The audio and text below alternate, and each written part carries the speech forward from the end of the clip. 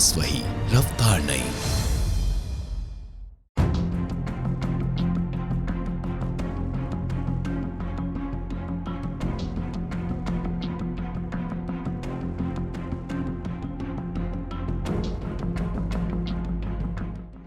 एक फरवरी को देश का बजट पेश होने वाला है।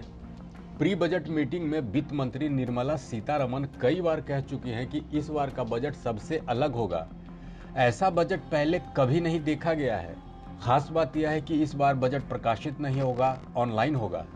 दरअसल एक वित्त वर्ष में सरकार कितनी कमाई करेगी, उसका कहां कहां कितना खर्च होगा, इस बात की पूरी जानकारी देने वाले दस्तावेज को बजट कहा जाता है। इसे आम बजट या यूनियन बजट के नाम से भी जाना जाता है। बजट मुख्य रूप से 3 तरह के होते हैं। Balance budget. बैलेंस बजट में सरकार की कमाई और खर्च बराबर होती है। सरप्लस बजट में सरकार की कमाई खर्च से ज्यादा होती है। डेफिसिट बजट में सरकार की कमाई खर्च से कम होती है।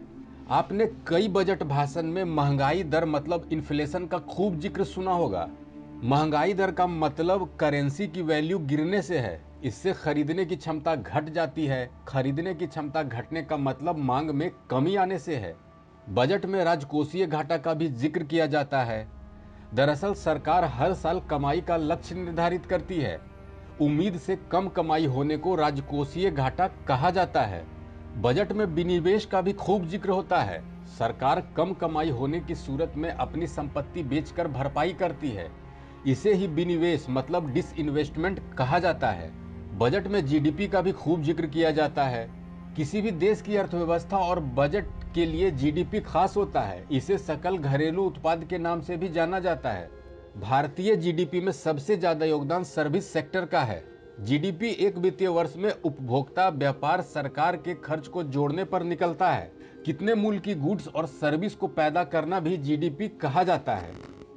अब बात करते हैं डायरेक्ट और इनडायरेक्ट टैक्स की। किसी व्यक्ति और संस्थान की आय पर लगने वाला टैक्स प्रत्यक्ष कर के दायरे में आता है।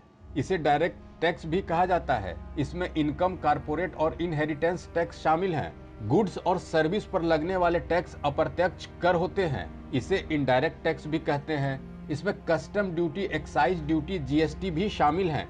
बजट को समझने के लिए आपको मौद्रिक नीति को भी समझना होगा। मौद्रिक नीति को मॉनेटरी पॉलिसी भी कहा जाता है।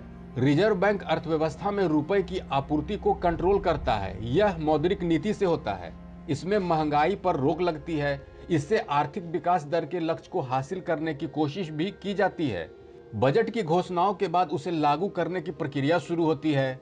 उसके लिए आम बजट को पेश करने के तुरंत बाद बिल पास किया जाता है। उसे वित्त विधेयक मतलब फाइनेंस बिल कहा जाता है। वित्त विधेयक में सरकार की आय के तमाम स्रोतों का जिक्र होता है।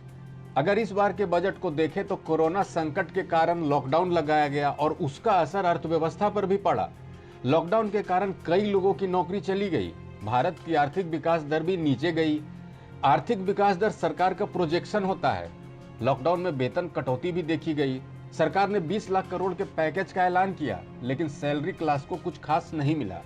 अब उम्मीदें और निगाहें 1 फरवरी पर टिकी है, जब केंद्रीय वित्त मंत्री निर्मला सीतारमण बजट पेश करेंगी। इस अपडेट में इतना ही। देखते रहिए प्रभात खबर। प्रभातखबर.com, विश्वास वही, रफ्तार नहीं।